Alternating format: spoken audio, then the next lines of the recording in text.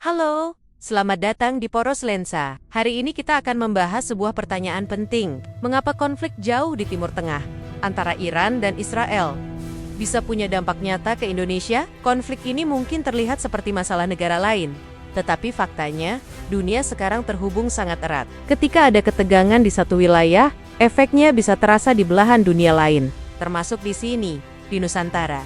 Dalam beberapa bulan terakhir, ketegangan antara Iran dan Israel semakin meningkat. Serangan terhadap fasilitas nuklir, ancaman balasan militer, dan bahkan peringatan untuk menutup jalur laut penting seperti Selat Hormuz. Selat ini bukan jalur biasa. Lebih dari sepertiga minyak mentah dunia melewati Selat Hormuz setiap hari. Bayangkan, jika jalur ini terganggu, harga minyak global bisa melonjak hanya dalam hitungan jam. Bagi Indonesia, ini masalah besar. Kita adalah negara importir minyak. Setiap kenaikan harga minyak mentah dunia langsung terasa di harga bensin, solar, ongkos transportasi, dan biaya produksi barang. Menteri Keuangan Sri Mulyani bahkan menegaskan, konflik Iran-Israel bisa memicu inflasi, melemahkan rupiah, dan menekan daya beli rakyat. Sumber ini bisa dicek langsung dari Antara News. Tidak hanya minyak, konflik juga menyentuh sektor gas alam, petrokimia, hingga bahan kimia industri. Iran termasuk eksportir penting untuk LPG, metanol, dan produk kimia dasar. Jika pasokan ini terganggu, industri di banyak negara, termasuk Indonesia, akan tertekan.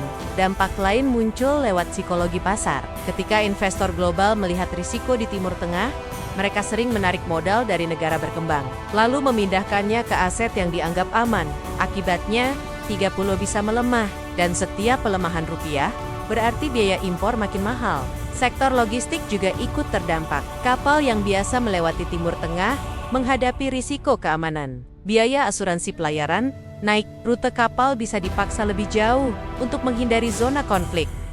Hasil akhirnya jelas, ongkos kirim barang naik, dan barang impor bisa datang lebih lambat. Di Indonesia, beberapa sektor industri sudah merasakan efek ini, mulai dari tekstil, plastik, sampai furniture. Bahan baku yang biasanya stabil, kini lebih mahal. Ada yang bahkan kesulitan mencari pasokan tepat waktu. Beberapa pelaku usaha mulai mencari alternatif, mengalihkan impor dari negara ASEAN, atau mencari pemasok lokal. Tapi langkah ini tidak mudah, dan butuh biaya tambahan. Secara makroekonomi, bila konflik berlarut-larut, pertumbuhan ekonomi Indonesia bisa sedikit melambat. Inflasi lebih tinggi, subsidi energi membengkak, dan daya beli masyarakat menurun.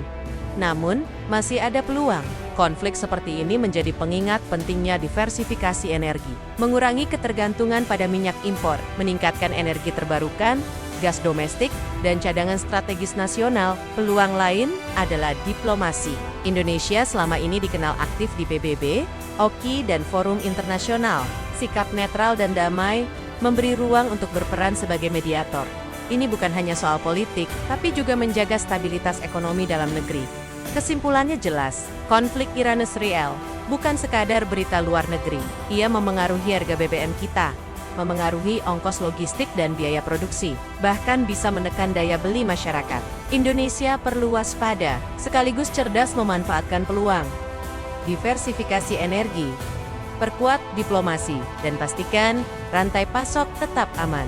Jadi, apa menurut Anda langkah terbaik Indonesia? Netral, aktif dalam diplomasi, atau fokus memperkuat dalam negeri?